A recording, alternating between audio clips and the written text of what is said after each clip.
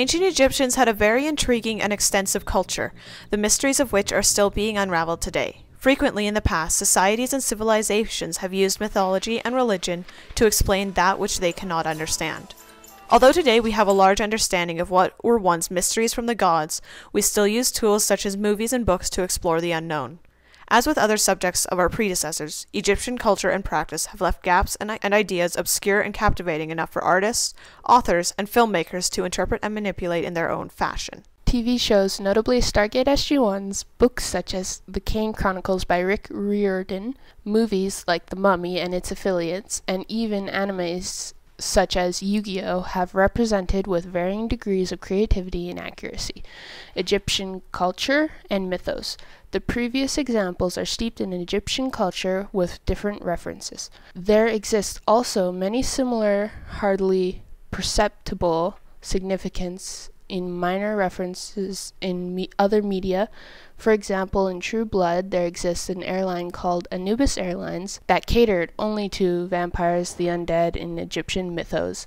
Anubis was the god responsible for transporting the dead to the afterlife.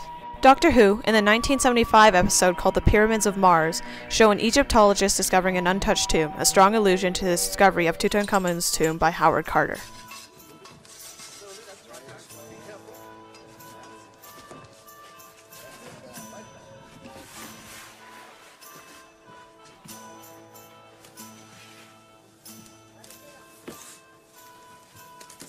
Perfect.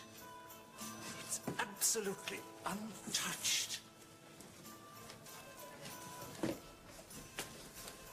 The reliquaries are still sealed. Look at this. Great heaven. This tomb must date back to the first dynasty of the pharaohs.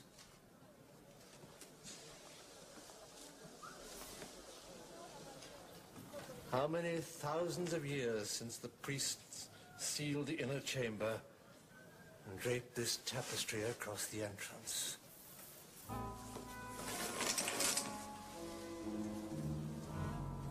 But your lantern, man, quickly, quickly.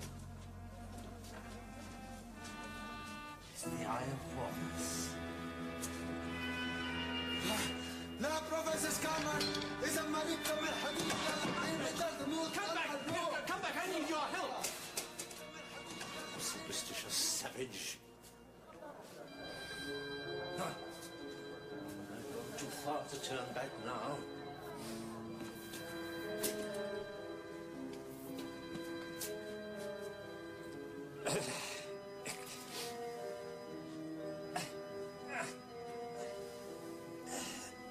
The Egyptian pantheon of gods and goddesses in a popular fixation in modern society and media. Because of the intricate structure and roles of the deities, it is common for this to appear in books and films. For example, in The Kane Chronicles, a book by Rick Riordan, author of Percy Jackson and the Olympians, Anubis is portrayed as a teenage boy due to the fact that in Egyptian mythology he is one of the younger gods.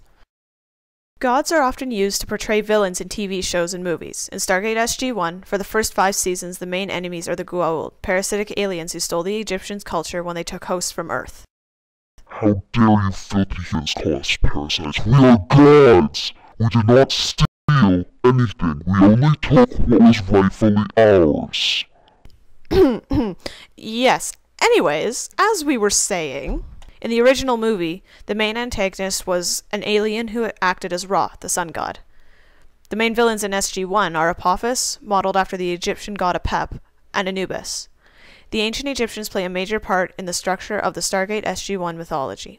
It is in a dig in Egypt that the Stargate is discovered, and the coordinates found on what is known as the Abydos cartouche are written in Egyptian hieroglyphics. Ladies and gentlemen, General Hammond. People what are spoken of in this room is classified as SCI top secret.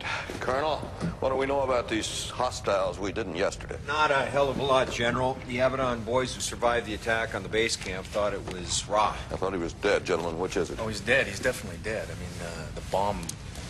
I mean, he's got to be dead, right? Then who's coming through the Stargate? Gods. What? Not as in God. Ra played a god, the sun god.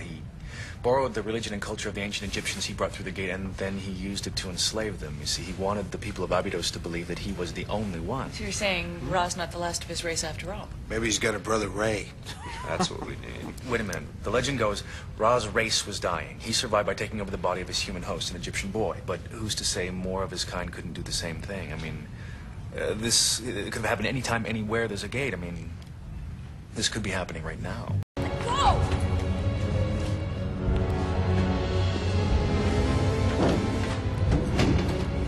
Let go of me!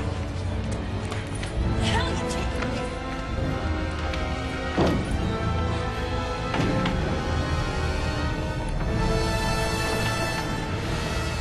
Come.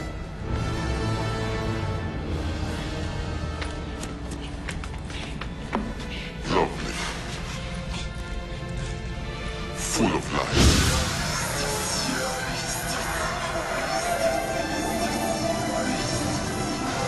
You could be the vessel for my future queen. Pyramids, pharaohs, and ancient religious practices are also commonly referred to in media. For example, Yu-Gi-Oh! Is heavily based upon a foundation set in ancient Egypt. The game that is the whole focus of the show, Duel Monsters, was originally a game played by pharaohs in Egypt.